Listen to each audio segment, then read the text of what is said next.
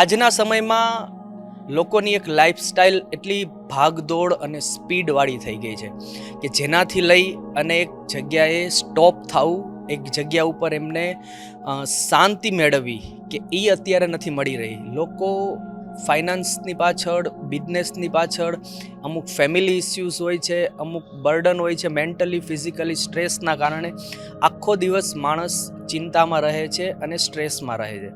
તો આ સમયે યોગ કરવાથી 1 કલાક, આજે 24 કલાકની અંદર તમારે 23 કલાક કાર્યમાં બગાડો તમે, પણ 1 કલાક તમારે તમારા માટે ફાળવવી જોઈએ. યોગાનું મહત્ત્વ તો જેટલું હજારો વર્ષો પહેલાં હતું એટલું જ આજના જમાનામાં પણ છે.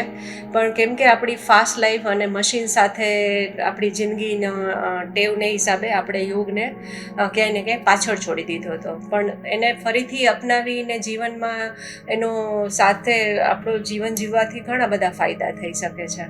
મારું એક સૂત્ર પણ છે કે હર ઘર યોગ પહોંચે અને હર ઘર નિરોગ થાય, હર ઘર મેડિટેશન પહોંચે અને હર ઘરથી મેડિસિન દૂર થાય.